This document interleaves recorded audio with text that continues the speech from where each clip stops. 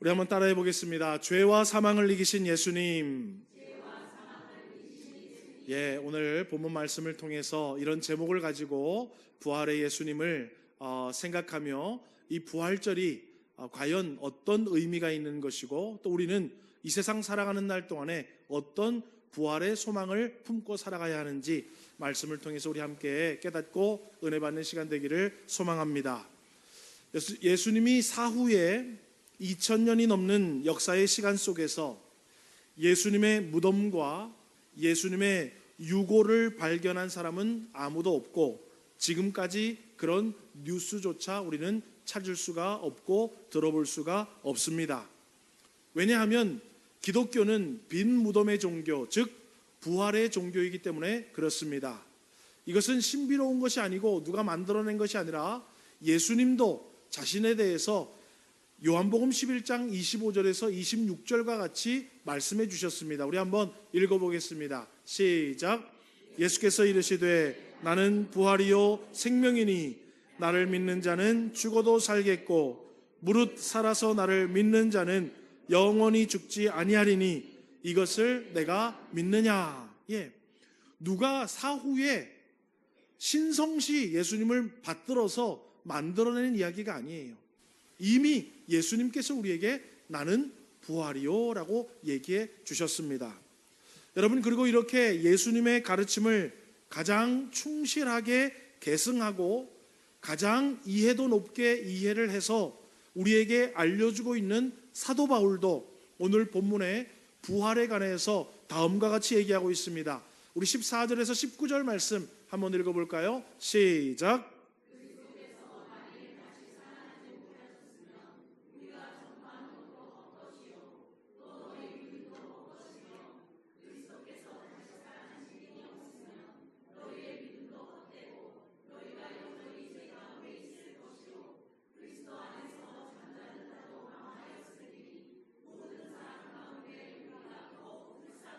예, 그리스도의 부활이 없으면 이 세상에서 누가 제일 불쌍하다고요? 우리가 제일 속된 말로 헛짓거리하고 있는 거예요. 예.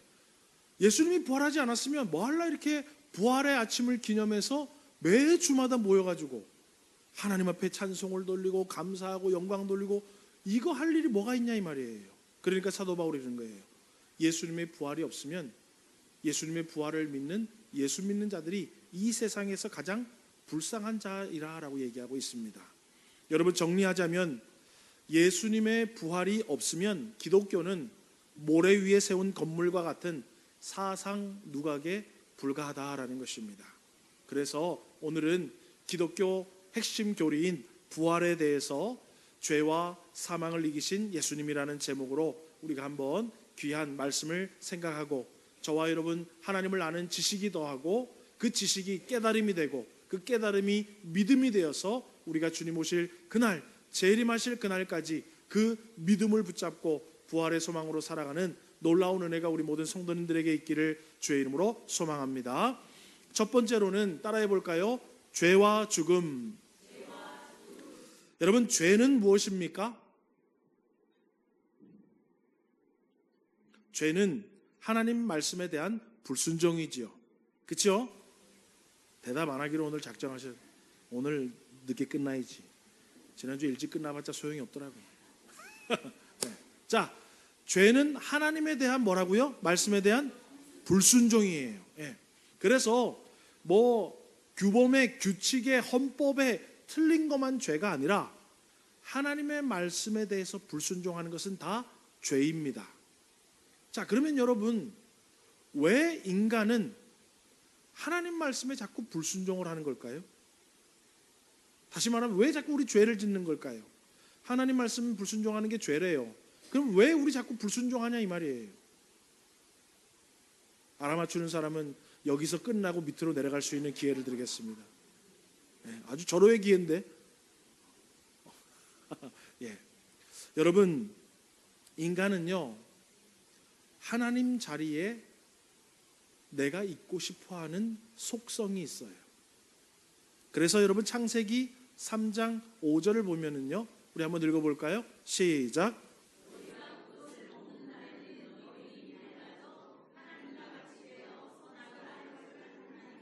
예. 여러분, 죄가 맨 처음에 들어올 때 사단이 뭐라고 꼬셨냐면 그거 먹으면 누구처럼 된다? 하나님처럼 된다라고 얘기하는 거예요. 여러분, 그리고 인류는요 계속해서 하나님의 자리를 호시탐탐 노렸습니다. 창세기 11장 3절에서 4절 말씀도 읽어볼까요? 시작.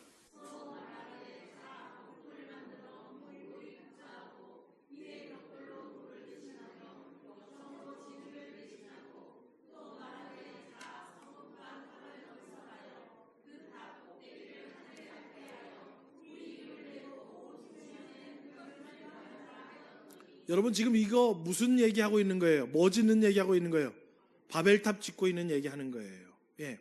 그래서 하나님이 온 세상에 흩어져서 생육하고 번성을 하라 그랬는데 어때요? 우리는 흩어지지 말고 모이자. 지금 여러분, 하나님의 말씀에 순종하는 거예요? 불순종하는 거예요? 불순종하는 거예요. 왜요? 우리 인생은 하나님이 결정하는 게 아니라 우리가 결정하는 거예요. 그리고 그때 당시 사람들은 다 하늘에 하나님이 있는 줄 알았어요. 그래서 뭐 하는 거예요? 우리가 하늘에 닿아보자, 우리도 하나님처럼. 네. 그래서 바벨탑을 쌓기 시작한 거예요. 여러분, 단순히 거짓말하고 도둑질하고 사람을 죽이는 혹은 하나님의 계명을 어기는 차원의 윤리 도덕적이고 종교적인 죄를 우리는 죄라고만 생각하고 있지만, 죄의 실체는 뭐냐 하면 내가 하나님의 자리를 차지하는 것, 즉 하나님이 주가 되는 것이 아니라 내가 주가 되어서 살아가는 것을 모두 다 죄라고 이야기하는 거예요. 여러분, 우리 모두가 건물주가 되고 싶어 합니다. 기회만 되면, 그죠? 기회만 되면 내 집 갖고 내 건물 갖고 내 가게 가져서 그렇게 살고 싶어요. 또 여러분, 우리는 우리 자녀들이요 할 수만 있으면 남 앞에 굽신굽신거리고 남의 이야기 들으면서 먹고 사는 것이 아니라 할 수만 있으면 사장이 되거나 할 수만 있으면 윗사람이 돼서 어때요? 다른 사람에게 일도 시키고 부리면서 살아가는 자녀들이 되기를 원합니다. 여러분, 우리는 할 수 있으면 재력이든 명예든 권력이든 어떤 것이든 좋으니까 힘을 가지고 내가 어때요? 내 인생을 좌지우지 내 마음대로 하면서 살기를 원합니다. 그치요?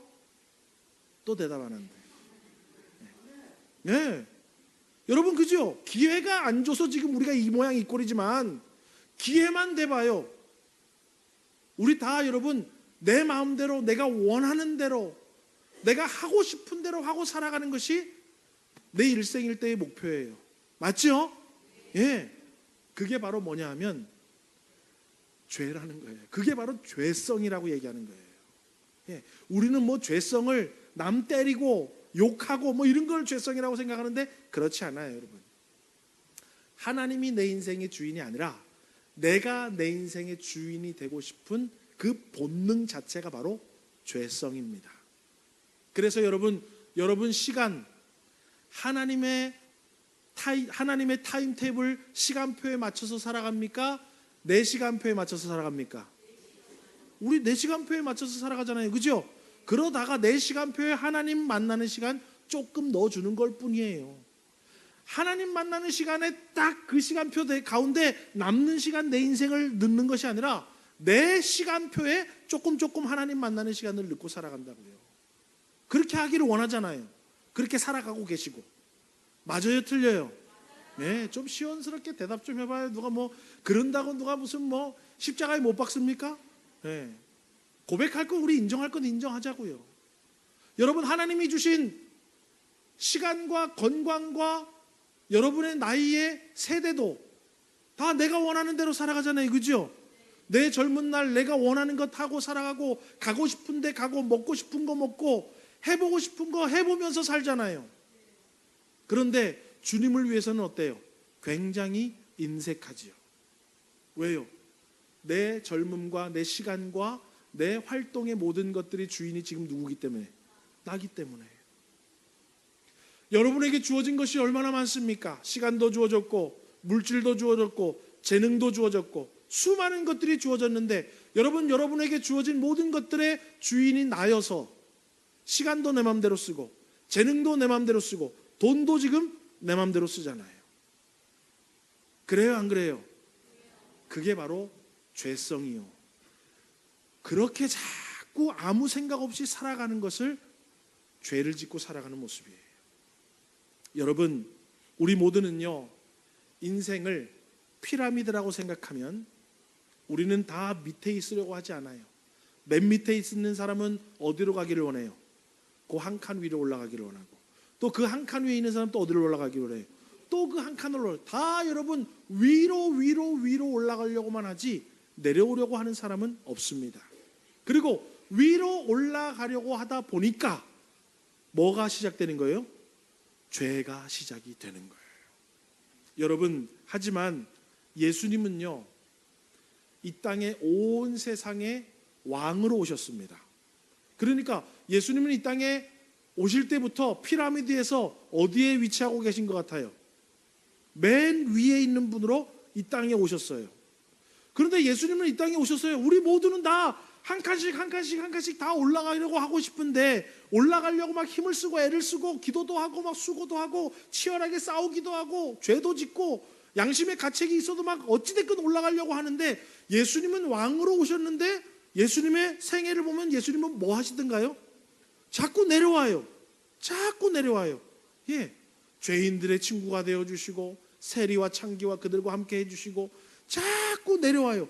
예수님은 자꾸 내려오다 어디까지 내려오냐면 인간들에 의해서 조롱을 받으시고 고난을 당하시고 죽기까지 내려오시더라는 거예요.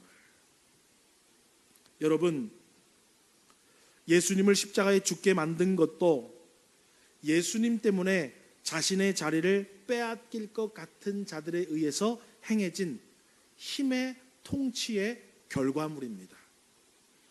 오늘 하나님의 말씀과 뜻을 따라 살아가는 것이 아니라 내가 내 삶의 주인이 되어 내가 힘을 가지고 살아가려면 살아갈수록 누가 우리를 졸졸졸졸 따라오냐면은 죄가 우리를 졸졸졸졸 따라옵니다. 그래서 여러분, 가인이 자기 마음대로 동생을 죽이고 나서 하나님 앞에 꾸중을 받는데 죄가 어디 기다리고 있대요? 문 앞에 기다리고 있대요. 우리는요, 아침에 일어나서 하루를 시작할 때부터 누가 우리를 따라다닌다고요? 죄가 우리를 졸졸졸졸 따라다녀요. 야, 너 마음대로 해야지. 야, 저 사람이 너를 깔보는데, 야, 이거 너가 그거 얻을 수 있어. 너가 그 자리에 올라갈 수 있어. 야, 너가 그거 권세 누릴 수 있어. 너가 더 높은 자리에 올라갈 수 있어. 너가 더 많이 가질 수 있어.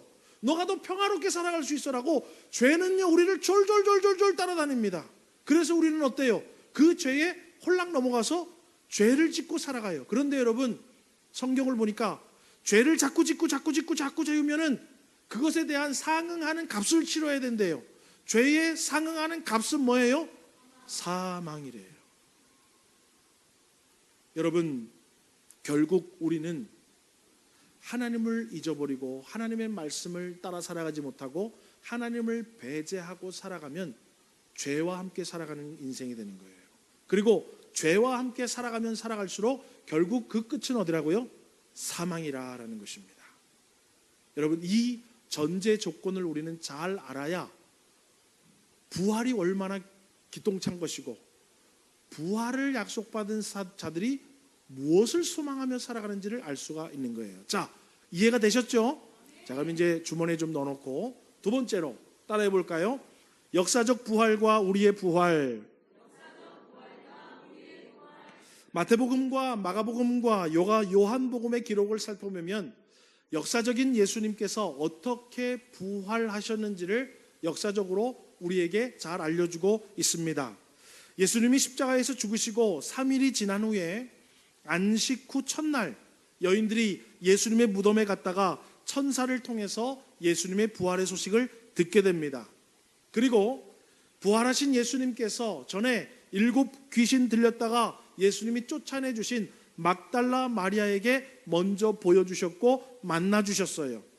그리고 그 부활하신 예수님을 만나고 본 막달라 마리아가 제자들에게 부활하신 예수님을 만났다라는 소식을 전해줍니다. 그러나 제자들은 빈 무덤만을 보고 예수님을 보지 못했고 믿지를 못했지요.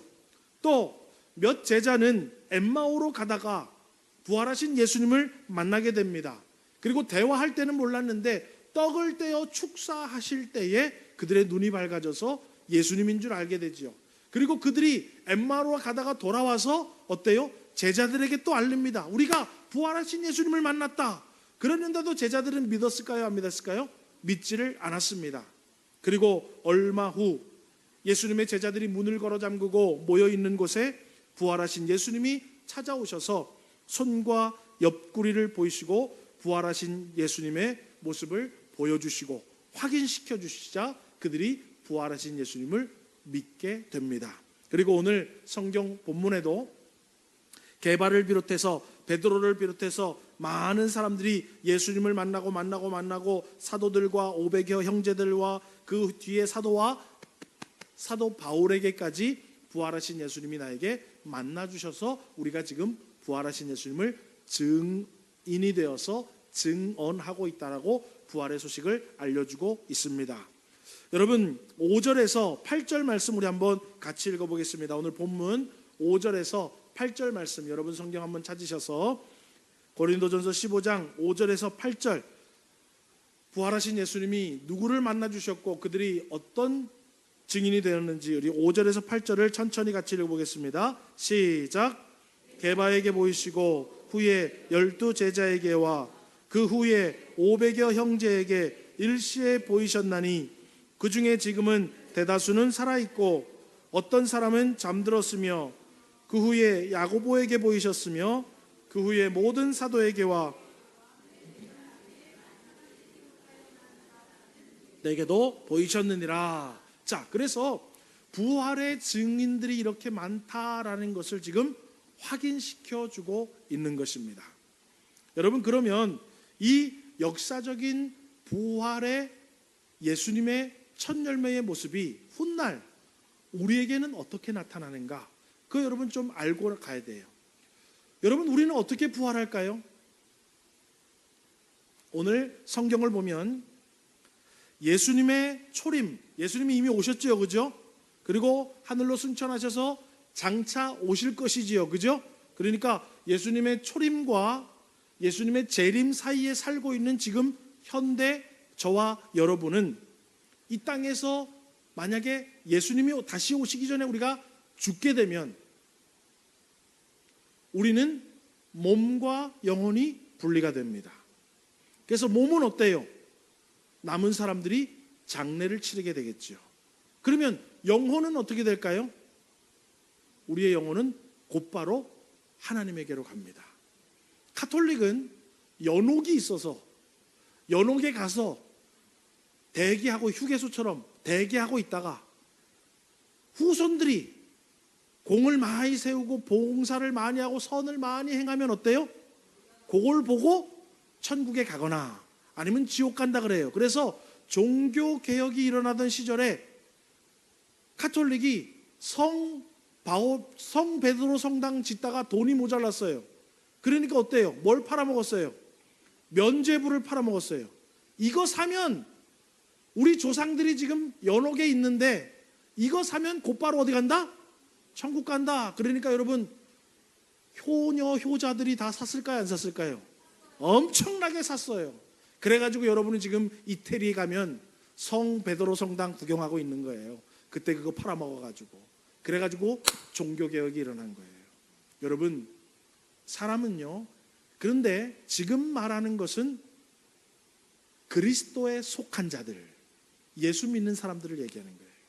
예수 믿는 사람들은 죽으면 몸은 남은 자들이 장례를 치르게 되고 우리의 영혼은 곧바로 하나님 곁으로 가게 됩니다. 자, 그것을 고린도전서 15장 23절에 이렇게 우리에게 알려주고 있죠. 읽어보겠습니다. 시작.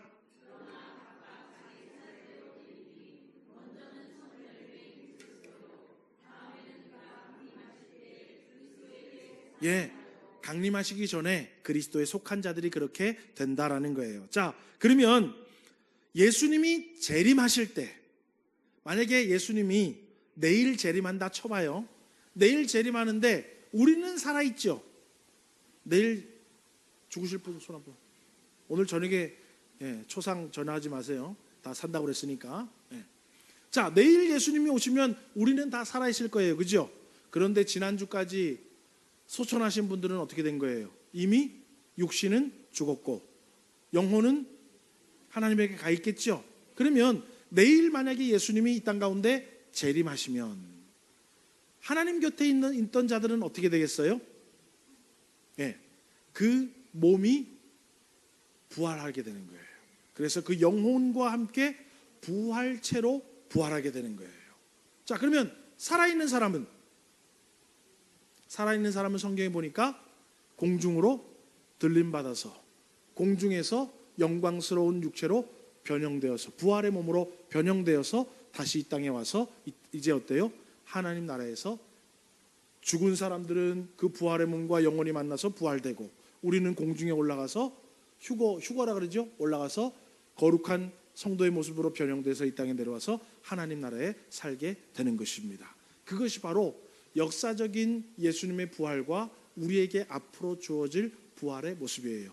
기회가 된다면 우리의 부활의 모습이 성경은 어떻게 우리에게 힌트를 주고 있는지, 우리가 부활하는 그 부활의 모습들, 금요일 날 오신 분들은 잠깐 들었는데 부활한 모습들이 어떻게 되고 있고 우리 부활 후에 어떻게 살아갈 것인지는 우리 시간 나면 나중에 한번 말씀을 또 드리도록 하겠습니다. 그래서 여러분 데살로니가 전서 4장 17절에 우리에게 이렇게 얘기하죠. 우리 한번 읽어보겠습니다. 시작.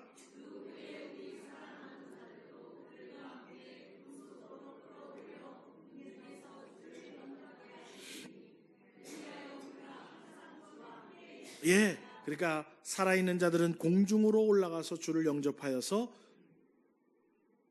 부활의 몸으로 변형돼서 주님과 함께 천국에서 이제 살아가게 되는 것입니다. 자, 우리가 기본적으로 이런 역사적인 부활은 어떤 사건이 있었고 앞으로 우리는 어떤 부활이 주어질 것인가를 기본적으로 알았다면 그거는 이제 요족 주머니에 잘못 넣어놓고 마지막을 우리가 한번 살펴보겠습니다. 따라해 보겠습니다. 승리의 부활. 여러분, 예수님이 부활의 첫 열매가 되셨고 그 부활을 우리에게 주셨다고 얘기했는데 여러분 한번 우리 생각해 봅시다. 예수님의 부활은 단순히 영원히 사는 것을 목적으로 하는 부활이 아니에요. 여러분 만약에 단순히 우리 부활해서 영생한데 영원히 산대, 그것이 여러분 만약에 영원히 사는 것이 목적이라면 여러분 한번 생각해 보세요. 야, 부활해서 영원히 사는 것이 무슨 좋은 건가? 여러분 부활해서 영원히 사는 게 뭐가 좋은 거죠? 여러분 부활 좋아하잖아. 부활 다 받으셨잖아요. 그죠? 부활을 약속 받으셨잖아요. 그죠? 우리 천국 가서 영생한다면서요. 영원히 산다면서요. 그 영원히 사는 게 뭐가 그렇게 좋아요? 예수님과 함께 살아가니까? 과연 그럴까? 그냥 예수님이 옆에 있으면 막 너무 좋을 것 같아? 또 여러분 그 생각은 안 해보셨어요? 내 나중에 천국 가가지고 영원히 사는데 왜 이렇게 구원을 좋아하고 이렇게 천국 가고 싶어하고 다 이렇게 하나님 나라 가고 싶어하지? 그런 생각 안 해보셨어요? 네, 여러분 우리는요 단순히 죽지 않고 영원히 우리를 살게 하시려고 우리를 구원하신 것, 다시 말하면 부활의 첫 열매가 되셔서 우리에게 부활을 약속해 주신 것은 아닙니다. 서두에 제가 뭘 말씀드렸냐면은 죄와 죽음에 대해서 말씀드렸지요.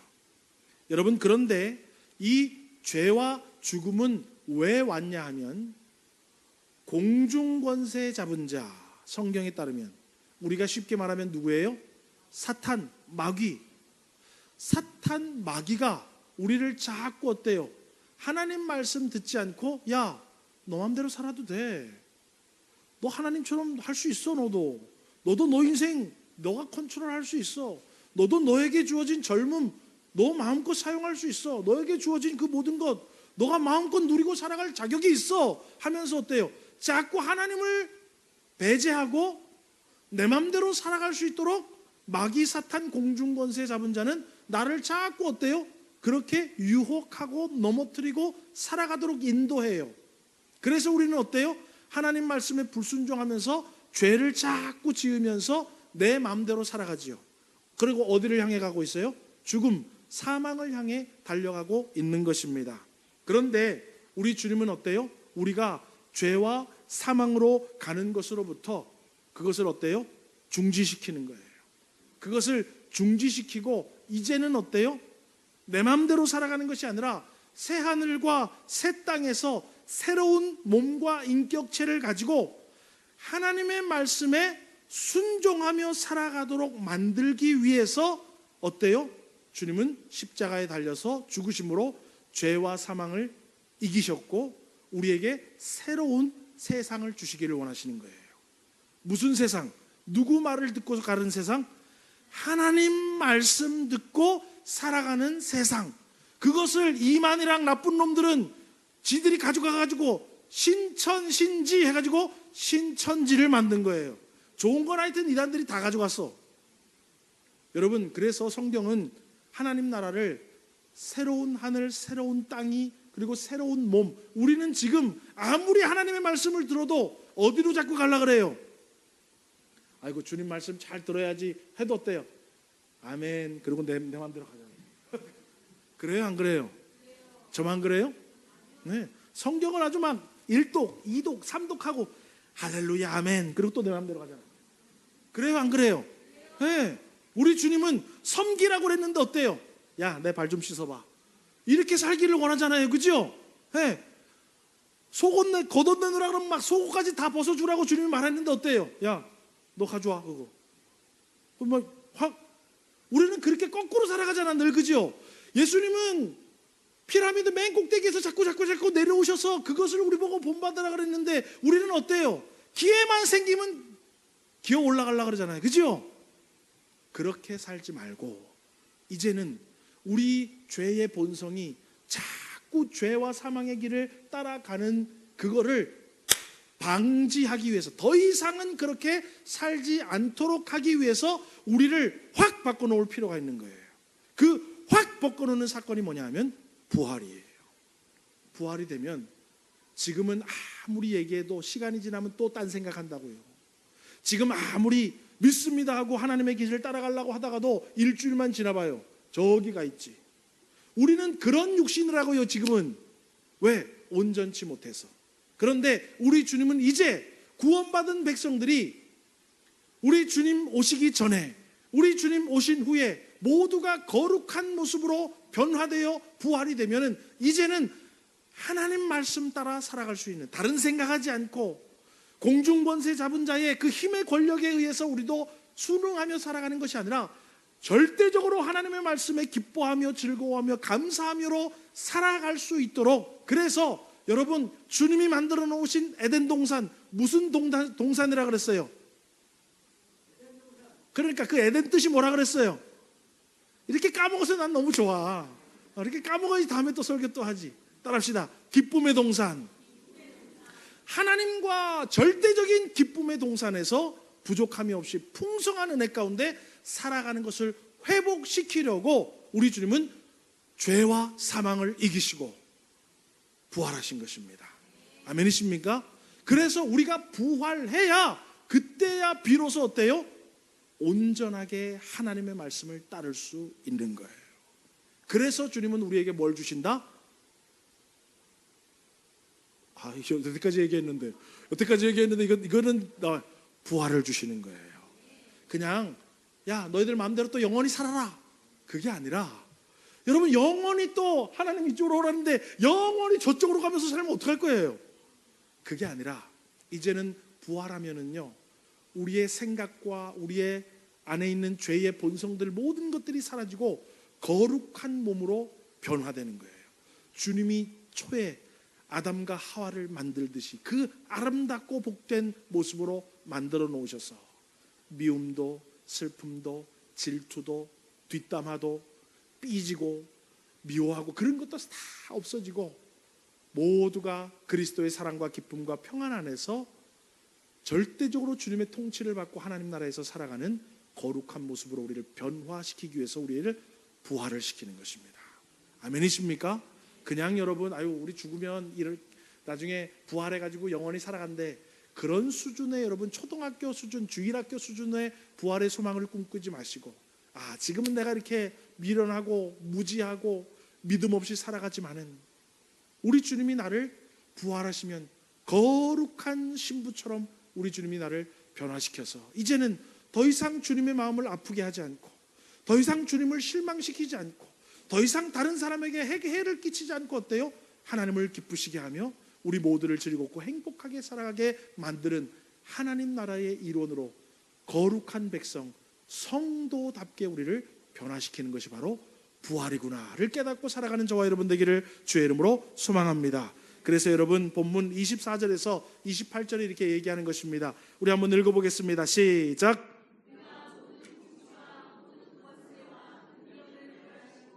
모든 원수를 그 발 아래에 둘 때까지 반드시 왕 노릇하시리니 만물을 그에게 복종하게 하실 때에는 아들 자신도 그때에 만물을 자기에게 복종하신 이에게 복종하게 되리니 이는 하나님이 만유의 주로서 만유 안에 계시려 하심이라. 아멘.